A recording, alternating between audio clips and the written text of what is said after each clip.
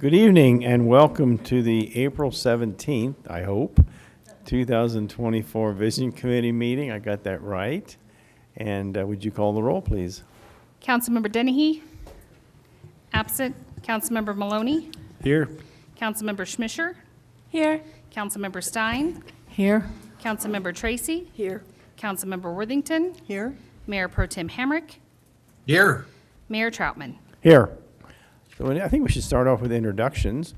Could we have, sitting at the front desk, we have Leo Evans, our Public Works Director. Yep. And I know you look familiar, but apparently we were together for mugshots or something. No, I'm just kidding. Would you just introduce yourself and anybody that might be on the team? Sure. The thing. So my name is Stefan Escanes, work with Metric Engineering.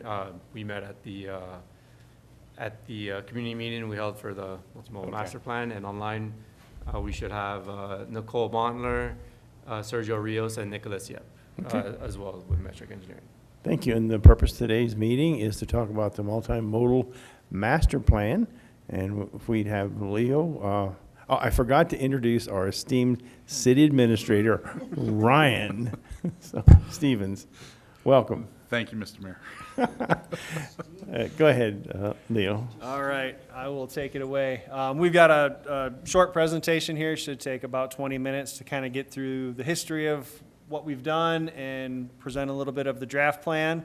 The draft plan was posted online along with the agenda for this meeting and is still out there available for comment for anybody that's at home watching or wasn't able to attend today.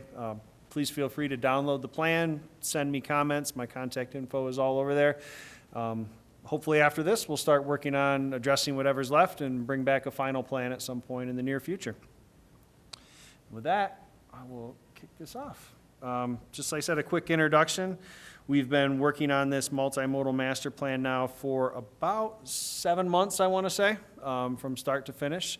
This is a project that was funded through a CDOT grant and was envisioned as a part of our comprehensive plan as one of our goals. So this is the outline of what we'll get through today. The format of the meeting follows the same format of the draft plan, if you've had a chance to look at that.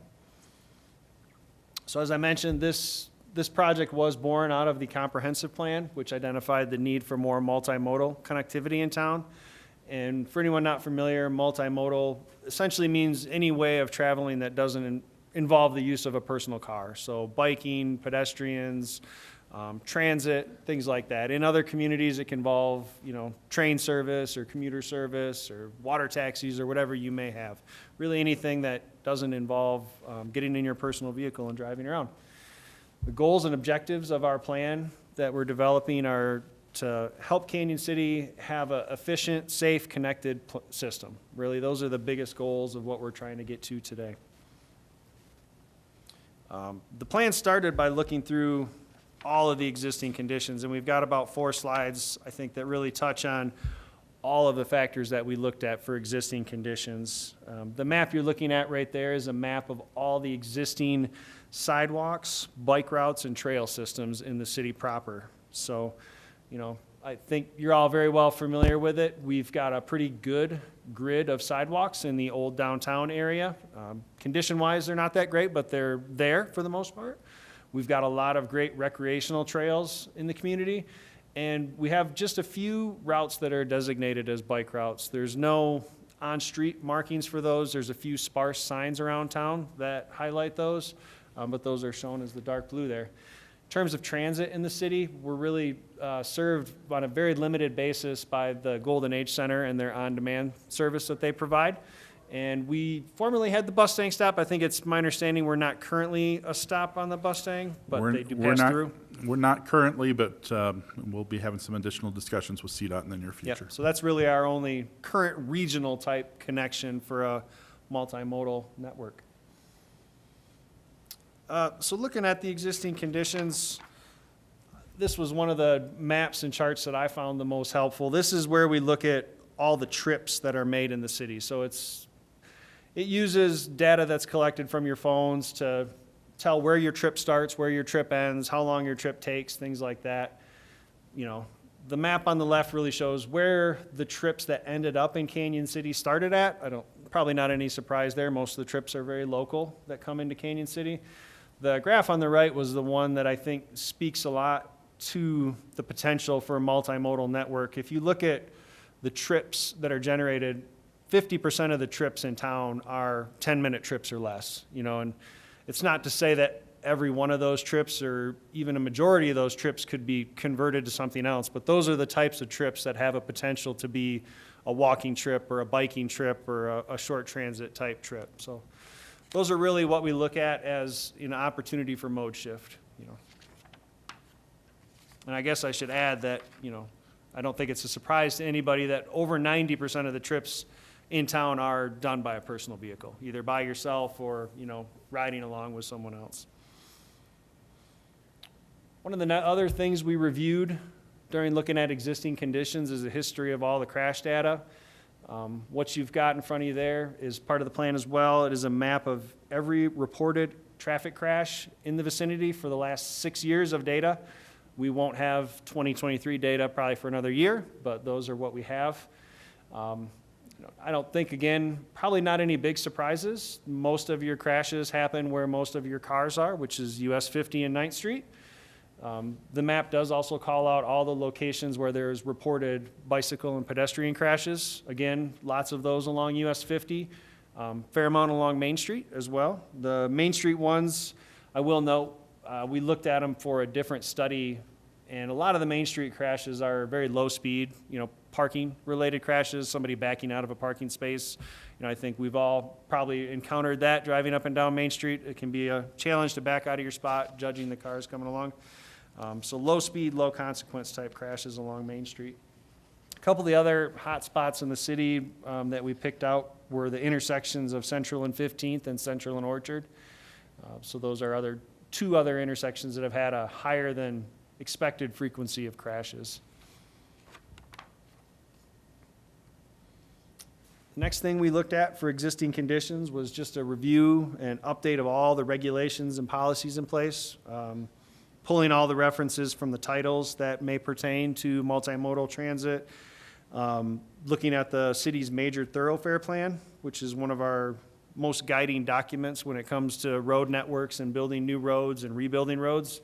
It's been a while since it's been updated. I want to say the last update was the mid-90s, so a lot of the data that's in there probably warrants a fresh look and a new perspective on that.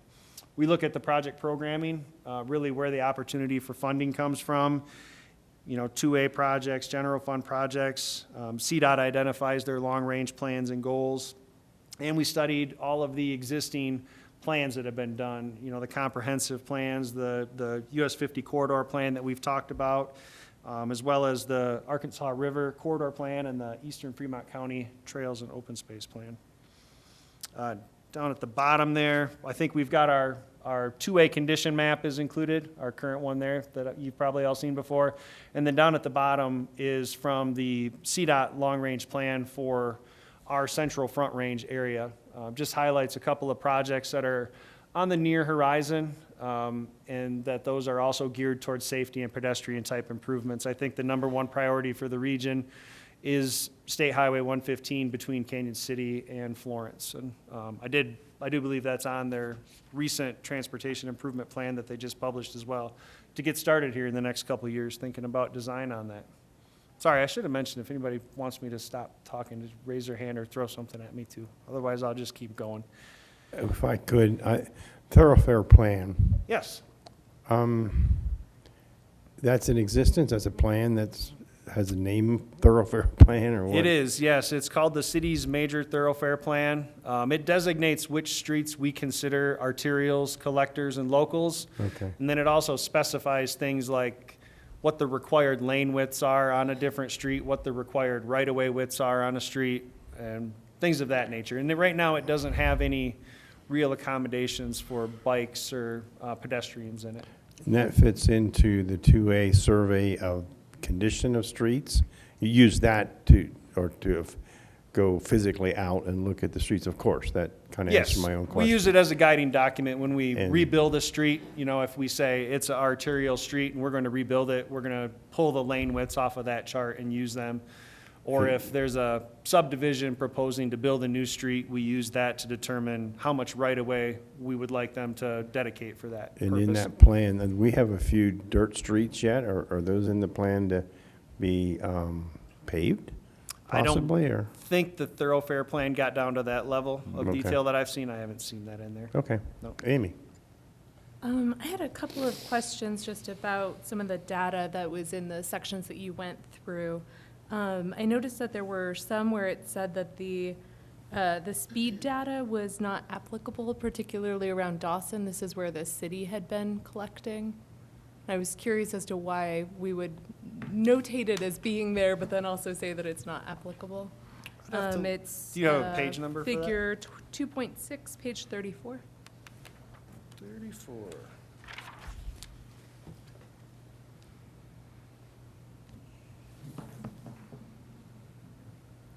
The yellow dots you're saying? Uh-huh. Yeah, I gotcha.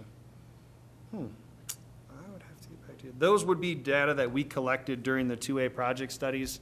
A lot of times, our 2A traffic counts were done more to measure the volume of traffic there, so we could determine what type of pavement to put down. I would wager a guess there may not have been speed data collected, but we had traffic counts available, so I knew Okay. how many cars were there, but I didn't record the speed of them during Okay. that study.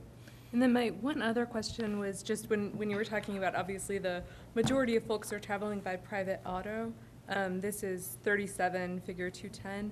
It differentiated between private auto, auto passenger, and then also had some folks going as commercial vehicle freight. And what's the difference between private auto and auto passenger, and what is commercial vehicle freight in our town? Private auto would be a single driver in a vehicle. Auto passenger would obviously just be a passenger in a vehicle that's occupied by more than one person. Freight So those is, are counted separately, as separate cars? I would have to defer to Stefan there. I think it comes from the data that they get from the cell phone data, can differentiate between those users, whether there's two people in a car or one person in a car type thing. Single occupancy versus multiple. So right along as a passenger, basically. But I believe, like I said, I believe it comes from the data that we get from cell phones, not we, but that Stefan has access to through the cell phone data, can tell if there's one person in a car or two people in a car. Okay, and then commercial vehicle freight would be trucks? Yes, Okay. anything bigger than a passenger vehicle. Interesting, thank you. Before you move on, I believe Councilmember or Mayor Pro Tem Hamrick has his hands up behind the screen here. Thank you for that. Just on the current slide on the screen, what does TPR stand for? That's the Transportation Planning Region, so Thank you. we're part of the Central Front Range. It's Fremont, El Paso, Fremont, the non-metropolitan parts of El Paso County, Teller County, Park County, and I think parts of Custer County. Thank you. Yep. Just on that, do we know why they didn't include us in their, I think it was the Otis plan? Why Canyon City isn't included? I don't know. I could find out for you. Okay. Or do my It's best. just- I'm not familiar with that. It's just referenced in the multimodal master plan that we specifically aren't included in it, so I was just wondering if we knew why. Otis is their online traffic count software system. That's where they keep track of all their traffic counts online. And they do have Canyon data in there, so They do. I'll have to check that. Reference maybe is wrong. Yeah, it may be in reference to the other data collection points within the city. Okay. All right, so moving on from the existing conditions into public engagement, just a quick highlight of what's taken place so far. Obviously, today is another step in this process.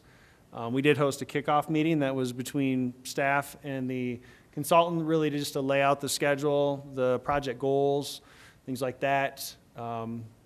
We had one-on-one stakeholder meetings. I would note that I think it was the comprehensive plan. We kind of followed the model that was used there, and that the city staff did not participate in those. We don't want this to be a city staff plan. This is a public city plan that we're helping develop, but it shouldn't be overly emphasized what we want to see out there, where our problems are. So we did not participate in those. We helped coordinate the list and accommodate the room, but we did not sit in on those. We did a online public survey that ran for just over a month. We had around 190 responses. And we had a community meeting in this room at the end of January that was pretty well attended as well. I want to say there was about 40 or 50 people there in total for that. We didn't include the full survey results in this presentation, but the full survey results are in the plan. And then I think some of the questions where there's opportunity for others or public comment will be included in the appendix when that's Okay. prepared and ready. Excuse me, Leo. Amy? Thank you, Mayor Troutman. I was curious, I really appreciated how in the draft plan, it really includes a lot from the online public survey, but it didn't really have any information from the one-on-one stakeholder meetings other than the list, or from the community meeting, which was so well attended. So I'm really hoping that that information will be present in the annex, that y'all were able to compile it. And is that, so first, A, will we see that in the annex? And B, were those thoughts incorporated into the prioritization matrix? Thank you.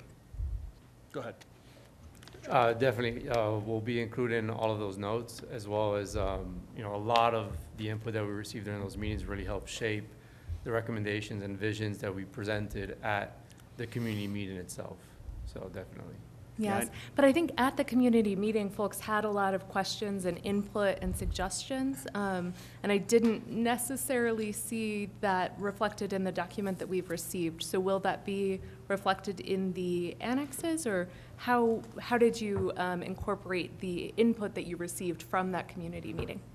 I can say, I know myself and some of the other staff that we just talk with people during the meeting. So I sent Stefan a summary of all my discussions at the end of the meeting, so we've got that all documented. I think Ryan may have done the same, and I think Ted was there as well and may have done the same. So I know we've got a lot of that we plan to put in the appendix and kind of summarize all those discussions that we had one-on-one during that meeting to make sure that information's captured. And then I know they have notes from all the stakeholder meetings as well that took place.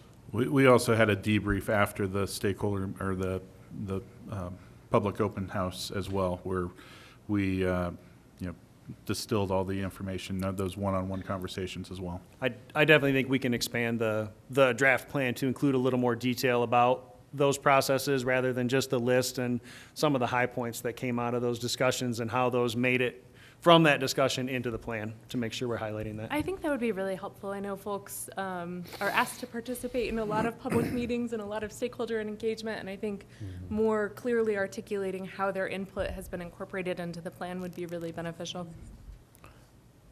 Ryan sent me a text. Where's the hand on the screen here?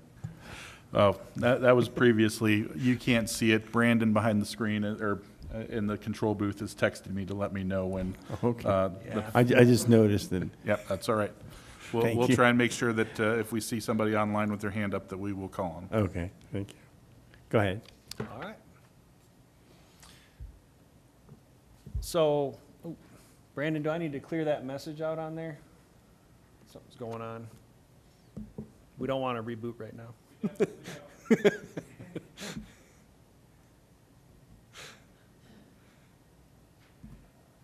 All right, so taking all the existing data and all the public engagement that was done, the next step of the process was to really compile all that and evaluate it and compare it, figure out where the connectivity issues are, where the crash problems are, what can we do to really try to address this.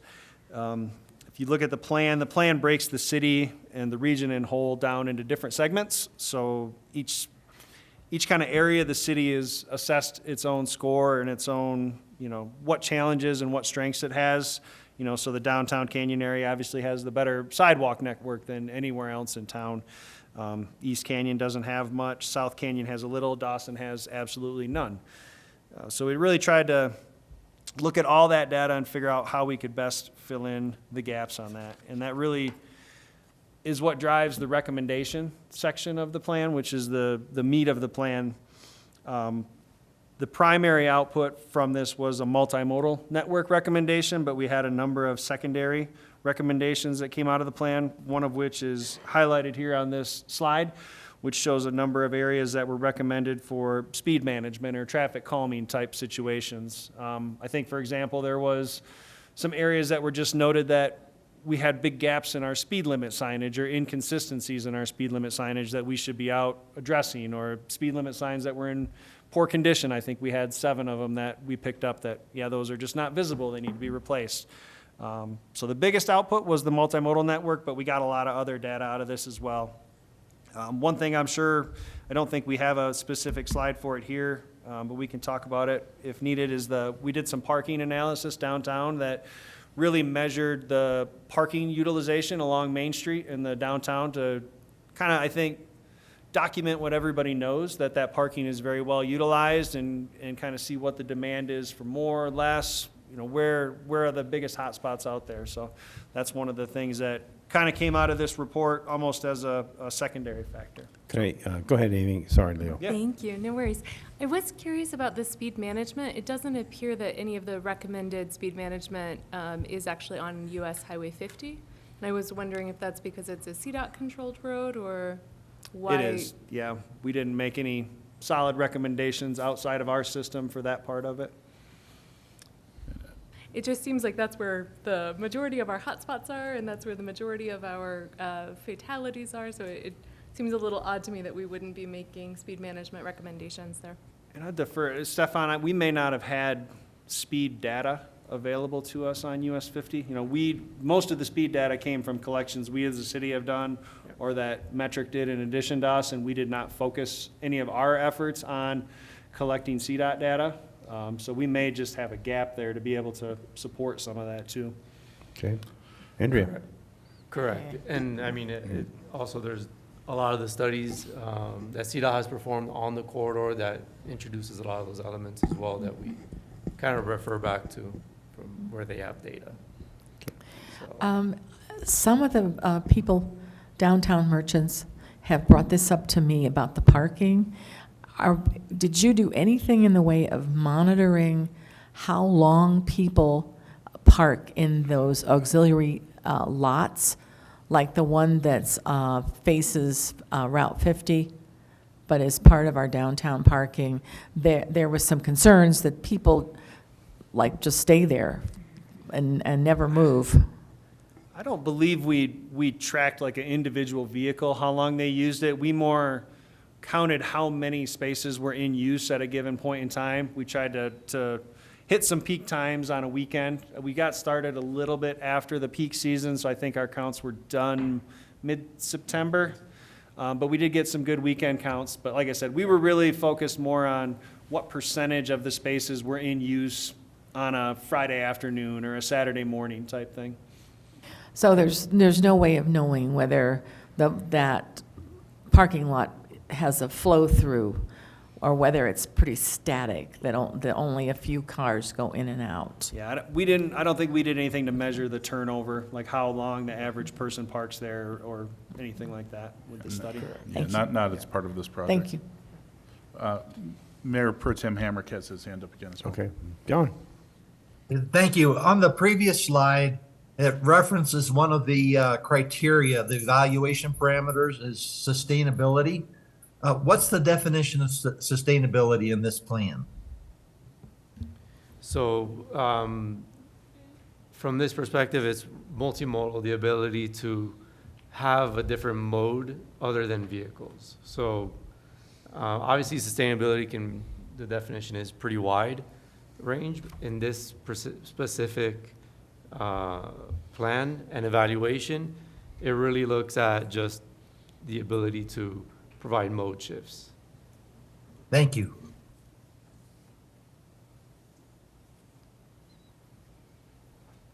All right.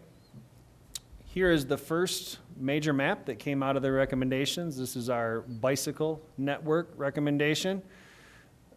You can see there's different colors there. The blue is a Sharo.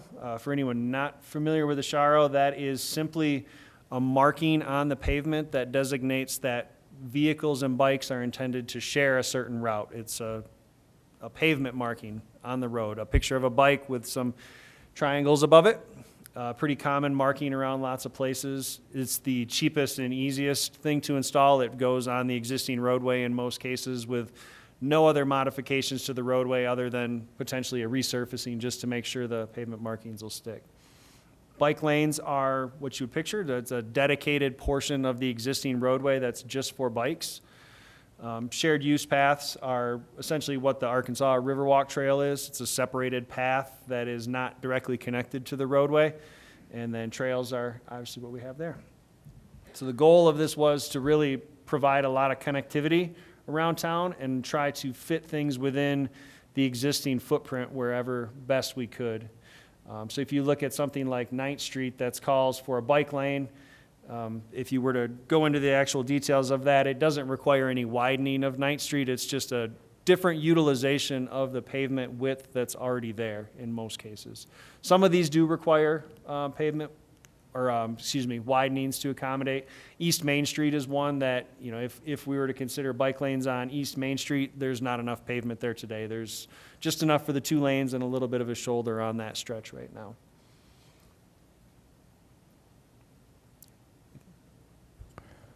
Amy? Thank you. I wanted to flag that I think perhaps an older street map was used. Fowler and Kuntz no longer connect. Kuntz is now a dead end. Yeah, I think we talked about that during the plan. I think there isn't a good way to connect anything through that area.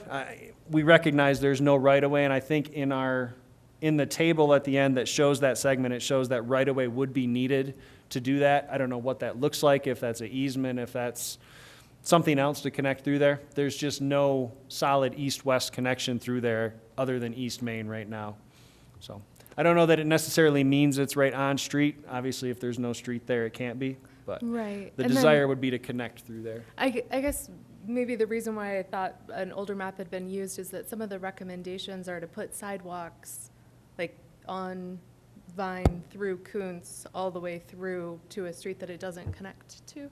So I was just a bit Okay. concerned that we may need to take another look at that aspect, unless, Stefan, you have more information on that. As Leo mentioned, it was really, other than East Main Street, another opportunity. It identifies those missing segments as new construction that would require right-of-way. And that's one of the things that, you know, when looking at the overall plan and connectivity, as if we wanted to look at this option through, there would be these missing segments. We can take a look So- at that specific Yeah. segment of the project to see if, you know, a different scenario isn't a better fit than sidewalks and a bike path. Maybe that's what Yeah. we miss in I mean, there. on a dirt road that doesn't actually go through, it seems a little odd. Particularly to have it as part of a 5-year plan if we don't have paving that dirt road as part of the 5-year plan, and if we don't have a connection in mind. It kind of jumped out at me. Okay. My other question was the Rails to Trails. It's so exciting to see that on the, headed up to Dawson. I was wondering if y'all had considered the other rail spur as well, that connects from south of the river up to Brookside, if that had been part of your conversations. It was, and it's also in the comprehensive plan. When reviewing the bike routes, it also kind of runs along the 9th Street and 10th Street area type of improvements, so it would be another parallel facility. It's definitely something that can be looked at to be added again as part of this. But we did see that, you know, duplication and improvements there. Excuse me, the CDOT is talking about enhancing, I suppose, 115 between here and Florence. Did I hear Yes, that? you did. That's correct. Will they having that discussion about any kind of modal arrangements for bicycles or walking or anything like that? They would typically invite us to their design kickoff meeting for that. I did pose that question to CDOT in review of their 5-year plan. I haven't got an answer back yet, just to see what their schedule is and make sure that that's part of their consideration and let them know that that's a connection that we identified as something we'd like to at least consider in our own multimodal plan. Yeah, okay. We'll check on that other Rails to Trails segment too and see. Said I'm not familiar with how the program works here. I had a little experience with it in other roles, so I'm roughly familiar with it if it works about the same. So it's something we can definitely look at, and they often make great connections and good potential because the right-of-way exists, the infrastructure's all there, as long as the railroad agencies are willing to kind of relinquish some of that control and use of it. I just as a comedy here, the railroad doesn't talk. In the vocabulary, there is no words for relinquish. Yes. I feel like I'd have to look. I think those spurs are, I mean, I won't say it. I don't No. think they're owned by Union Pacific, but they may be. I don't know. I May know not be any better. they're rather jealous of those non-used weed patches, but okay, it's okay. So now I'm in trouble. All right, All right. Mr. Stevens, your name rarely comes up. So It looks like we're going to have a forced reboot of the computer system, so it does look like we can't avoid it. Just as an FYI, it will probably reboot here in a couple minutes. We're going to go until we get stopped? All right. Try to get through it all. Next recommendation is the pedestrian network. There's certainly some overlap here with the shared use paths and trails. Those are used by both users, pedestrians and bikes, so those show up on both. Sidewalks really follow a lot of the same routes as the bikes do. Reason being, that's kind of where people want to travel. You know, you look at the travel demand, where people are coming from, where they're going, what routes they're using, what's the most convenient, and oftentimes it's the same routes that the bikes are using, and it's the same routes that the vehicles are using today. So the other part of the sidewalk that I don't know if it shows up here or elsewhere, we do have a lot of small gaps, even in the areas where we do have sidewalk in the historic downtown, and one of the recommendations that came out of this was to fill in a lot of those gaps. So we identified some of the most critical ones and some of the shortest ones that we even feel we as a city could tackle with our own crews as opportunity allows. So I don't know that it's in here, but there is a table of all those in the full plan. The last is the recommended trail network. Again, very similar with the shared use paths, rail to trail connections. There are some additional connections shown down in the Dawson area that connect the privately maintained yet publicly accessible trails within Dawson Ranch over to the rest of the networks, as well as brings in some of the planning that was done during the Eastern Fremont County process for the 4 Mile Creek pathway, and then the potential extension of the Riverwalk Trail at some point in the future towards Florence.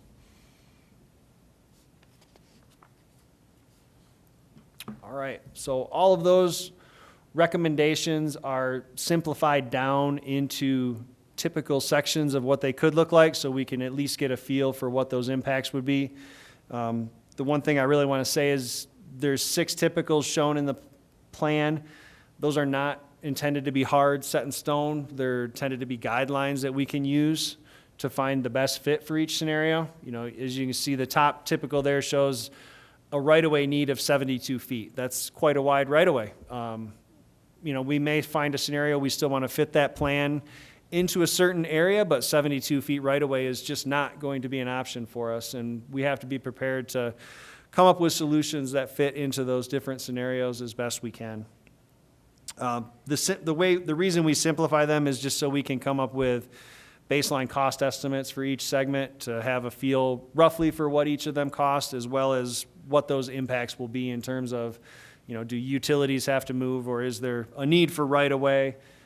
Do we lose parking as a result of any of these changes? So in the bigger table that's included in the plan, you can see there's a matrix that shows what those impacts are on each of these segments. You know, would you have to lose parking? Would you need right-of-way?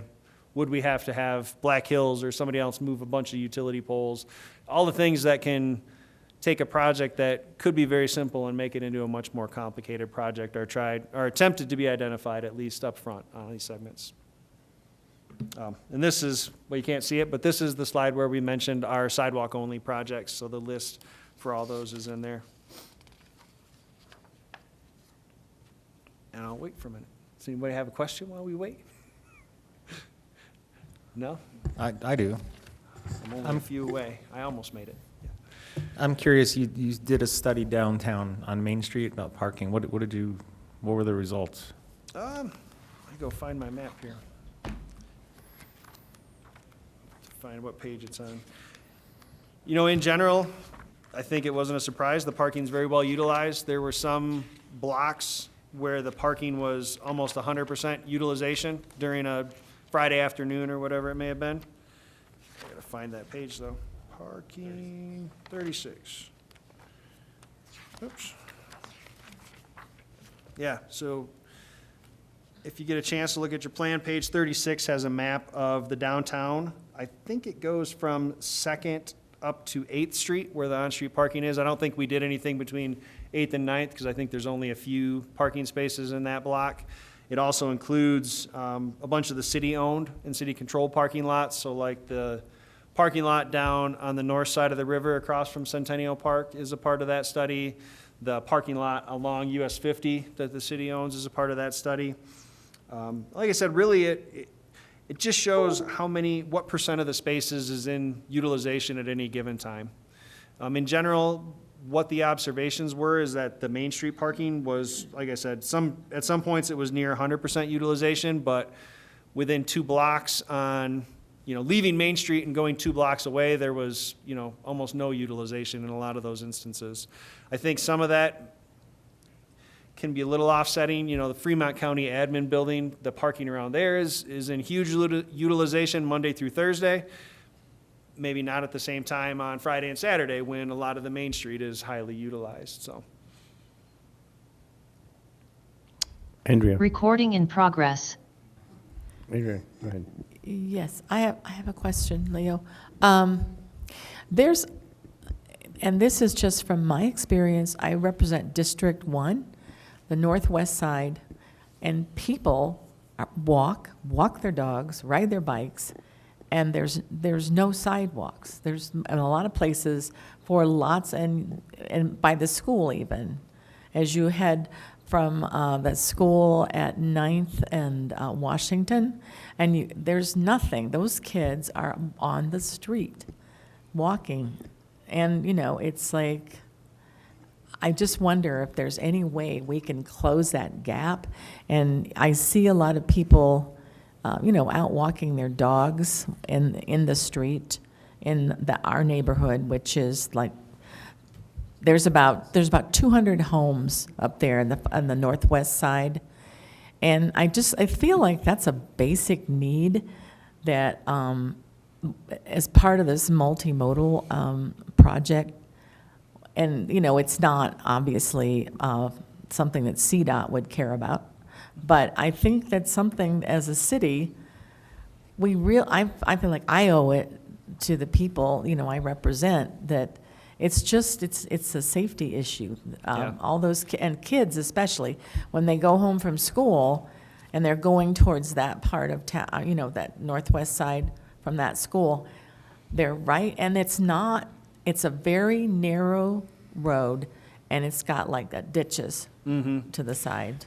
Yeah, I can tell you, we do have a project that I think actually was just advertised for bid today that fills in a lot of the sidewalk gaps along 9th Street. The city obtained a Safe Routes to School grant, which is a federal grant that encourages, walking and safe means to get to school. So it'll fill in a lot of the gaps on 9th Street. I think what I'm hearing you talk about is the Washington Street connection on the north side of the school that heads back to the west from the school. Yeah, and I think we rebuilt that with 2A a few years ago, and I can picture that there are some pretty good ditches there with no sidewalks along that one. We will get, the piece along 9th Street will get built this summer when school's out of session. But yeah, we'll have to do some more digging. I know it's a little early. I think we have a slide on it at the end for funding. This plan really will be geared towards the Safe Routes to School program. I mean, the CDOT call for projects, I think, opens in August for that for the next 3 years. So we as a city and the school district jointly will have to evaluate which projects we think are good candidates for that program and put some applications in. I know the city's been successful a number of years in getting grants for that program. I think we redid part of Myrtle Avenue in front of Lincoln Yeah, Elementary with that program. Lincoln School and Yep. over at Washington also received some funding. Yeah. I think we did Fields up to Harrison Oh, School. maybe That's Harrison all too. done. another one as well, Oh, yeah, so. Fields has a nice If, sidewalk. maybe I'm just getting out ahead. If council or we were to prioritize, could we prioritize sidewalks first and then things after that? Is that a fair assumption or question? It sounds like talking to people here, constituents, and I and myself like walking too. And so if you had that plan, we would prioritize sidewalks and then other things from there. It doesn't matter. It does not matter to me. I think it may limit us a little bit if we were to pursue some grants. You know, there Okay. may be some grants that are geared more towards bicycles or multiple features, but I think the city can prioritize whichever they prefer. I think Okay. both of them have a high need for sure around town. It's just what I hear from the counselors, that sidewalks are, and I know myself, and from people telling me that that's pretty important. Yeah, I think we talk about it briefly in the plan as well. It's one of the things I've struggled. I don't know that our code is entirely clear on who is responsible to maintain sidewalks right now. It kind of leaves a gray area between when a sidewalk gets in such bad shape you can't walk on it. Is that the city's responsibility to fix or the residents' responsibility to fix? And in my interpretation, I don't think it's very clear.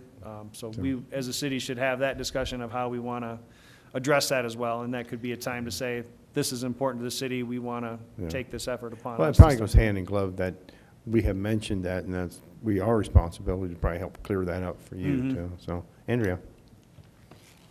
Okay, and one last thing. There's, because I work with, we walk the hydraulic ditch all the time.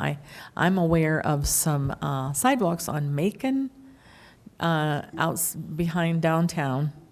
And we have some really old, beautiful trees that when we're in a drought period, those roots will go all over seeking water, and they are uprooting the sidewalks. And there's really no way, we're not going to take down the trees. But is there some kind of way? I was talking to someone who's a landscape designer, and they said, maybe we could consider some kind of decking that would allow those roots, because what I'm talking about. Oh, yeah. It's just a mess, and you have to honestly go out in the street to keep them. It's really, they're all up in pieces. So, but is there some way to handle that with some kind of decking that gives those roots room to move? I've not had great luck with any of the things I've tried personally, but they're always coming up with new solutions and situations. But you're right. I mean, the trees are the biggest hazard that our sidewalks have.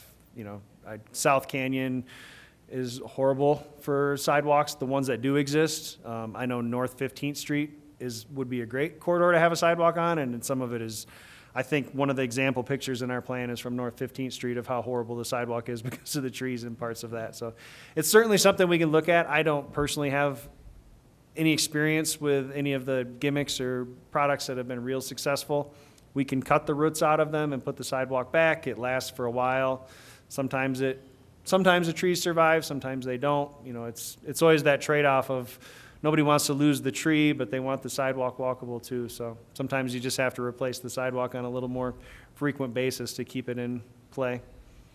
It's sometimes the cheapest even. Okay, go ahead. Oh, I'm sorry, Emily? Thanks.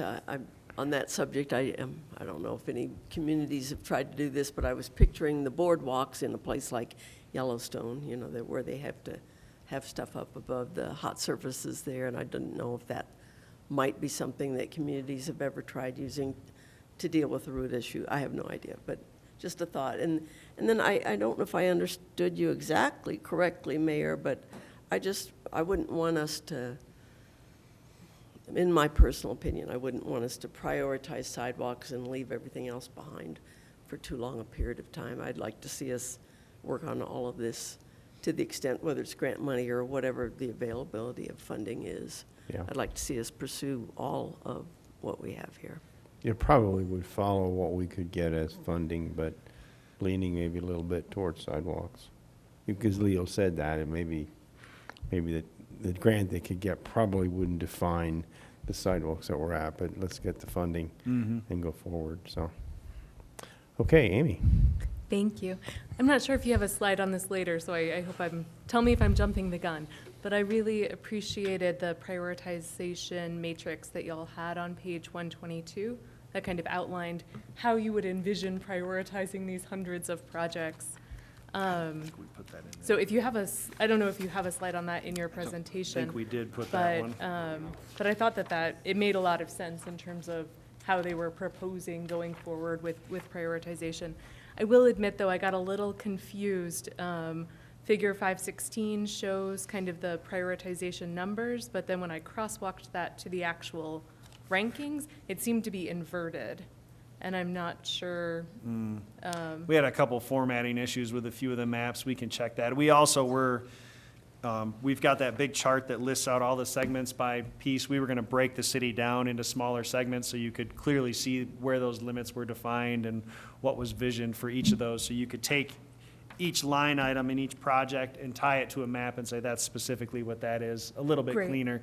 I'm assuming that the system appraisal where you have areas 1 through 9 ties back to the beautiful risk matrix that you had at the end of the system appraisal on 9899, the existing evaluation matrix. And my only concern there is that it looks like we may be prioritizing higher some areas that are actually outside of city limits, which obviously we wouldn't be spending city dollars on, but I would think within our own master plans, we would be prioritizing the city rather than those areas outside of it. Am I correct in terms of the No, areas? you are correct. And so the system appraisal, that's on page 99.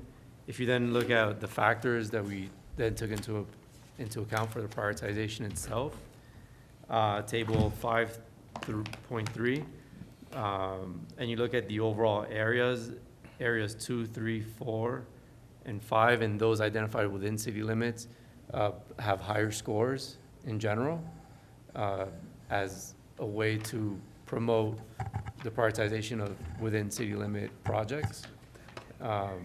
So if you were to look at, again, areas 2, 3, and 4 and their scores, you'll see that they're higher than, for example, 8 and 9 and 7, as those are outside the limit. So we did provide priority related to within the city limits themselves when scoring all of the corridors, which you can then see the scores on the map itself in figure 516. Sure, but when you look at the scores on figure 516 and then you look at the prioritization matrix, like for example, Kuntz is listed as 9, which is relatively low, but then in the prioritization matrix, it's number 9 in all of our priorities. So I think that some more cleanup may need to be done to make sure that all of the priorities are kind of shown correctly throughout all of the figures and tables. Yep, we can definitely look at that. Like I said, we had a number of typos and a couple of maps that on had that inverted table. text and things didn't carry through quite right, but thank you. Sure, thank you. You're allowed to reboot. This Go is a ahead. draft. Did I mention that? Yes, Draft sure. plan? It said right across it. Okay.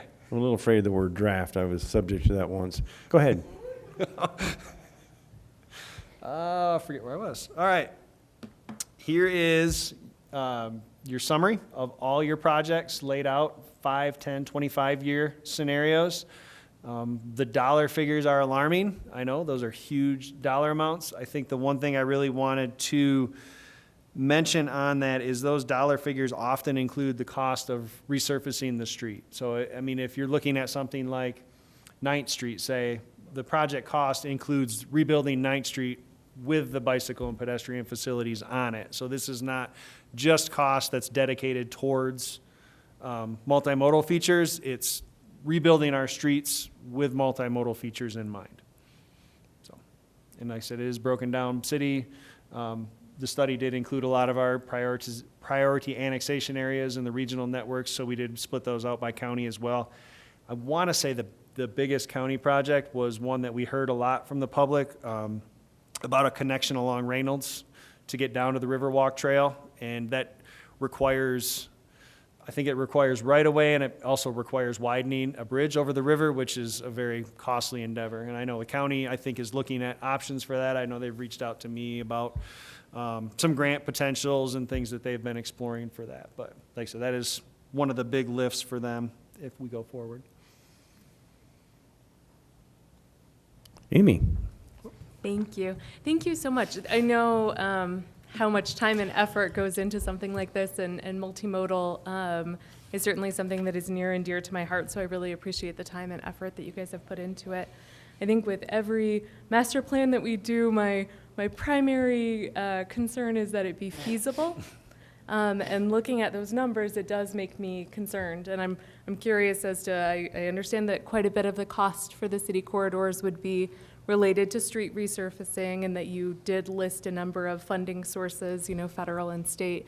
But I am curious if you, as our Director of Public Works, think that this is actually feasible, and kind of what you're anticipating the cost would be from the city budget for the 5, 10, 25-year plans, or if we do need to scale this back a bit to make sure that it is realistic. Thanks.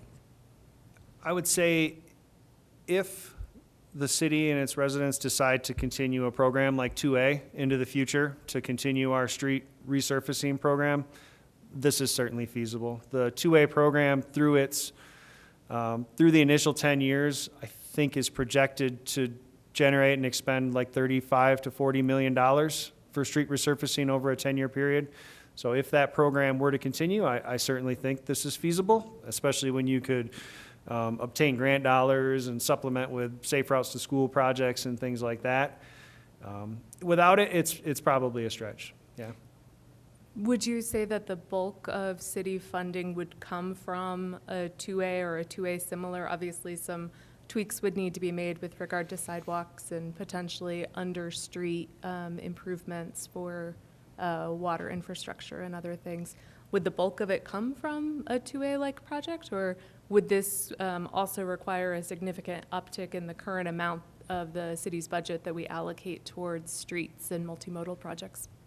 Yeah, I think the easiest path to fund it would be through the 2A dollars. But like you said, the language that was adopted previously would need to be reviewed and see if this fits into that criteria, and if that's something the citizens want to continue to support and continue to expend dollars on, then that would be the easiest mechanism for it. If not, it would likely have to be general fund dollars, which are always few and far between and compete with many priorities in the city. Thank you. I have one other just kind of general, if that's okay.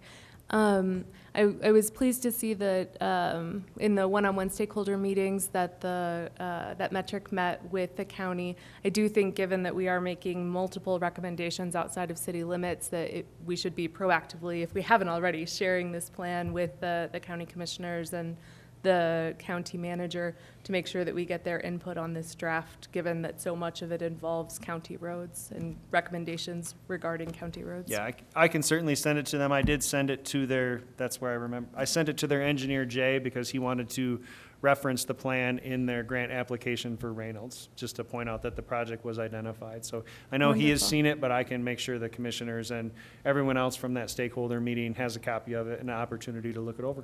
Thank you. Good. Are you ready to finish up, or are you? I am. I don't want to rush you. or I'm on anything, this so- is it. This is the culmination, the last slide. The last slide. Well, there's one more. Sorry. Well, we've already talked about quite a fair amount of this. The plan does go into some of the funding sources and some of the opportunities that exist. Obviously, 2A would be a potential general fund. Dollars are always available. The grant section, there is a fair amount of money out there right now through the various IIJA and bill laws that were passed by the federal government that are geared towards these type of efforts. They're always very competitive grants and very intensive efforts to apply for them, but there are funds out there and available. I think there was one that we just got a notice of funding opportunity for in the last week or two that may be due June or July. I think it was due right around the time that this plan was, where we kind of envisioned this plan hopefully being finalized. So that could be the first chance we have to dip our toes in that and see if it works. The other thing that I think will come out of this planner, that I'd like to come out of this plan, would be a discussion of our thoroughfare plan. Really, like I mentioned earlier, it's from the mid-90s. It's served the city very well. I think there's still a lot of very good data there, but I think it needs an update. I think it could, just use a refresh to make sure we're still on track and still hitting the things we want to hit with that. I know the comprehensive plan, I believe, also referenced the city adopting a complete streets plan as one of the goals of the comp plan, and that would be a real opportune time to tie in an update of the thoroughfare plan in conjunction with a complete streets plan for the city. So, something to consider, not anything we're asking for today or planning at this immediate future, but if this plan's adopted and we move forward, that's probably something that'll come before this body in the future. And then, last little bit is just to talk about the next steps. We're having this meeting today to collect all your feedback, anyone else's feedback. We're going to take that back, make all those recommendations. I know we've got a long list of just grammatical and typographical things to work through to clean up the plan, get the appendix done. Different maps to add that we found would be helpful as we looked through it the first time, and hopefully bring that back for adoption at some point in the future. I'd hope to do that in June or July would be my time frame. Kind of depends on how much time we need and how much additional feedback and things we get, but that's kind of where we're looking right now. So, and that is the last slide. That's it, huh? So you're not going to reboot, huh? Okay. Any more questions from council? We look forward to that. It's interesting. And so at that point in time, when you get that ready, is that we adopt that as part of the master plan? Yes, sir. It would come, it would stand as its own plan. It'd be its own, the multimodal plan, but it would be an adopted plan of the city. Okay. Amy? Thank you. I do have, I think, probably 50 or 60 more very minute questions, but perhaps I think you and I may have a meeting on Monday or Tuesday, and perhaps absolutely. Perhaps I could come early or stay late and kind of go through those then, if that's all right. Absolutely. Thank you. I just wanted to remind you, Amy, you only got 12 of these, so you're done. I'm just kidding. So you're going to get with Leo then, right? Absolutely. All right. We have to have a sense of humor here. Anything else for council? Shall we adjourn? We're adjourned. Thank you all. Oh, wait, is anybody from the audience would like to come to the podium and we can pick on you? No. All right. Is that it? So therefore, All and right. Nicole didn't say a word. Is she? I know. That's good. That's good, huh? It's a good All plan. right. All right. All right. Thanks again. Thank you all. Appreciate it.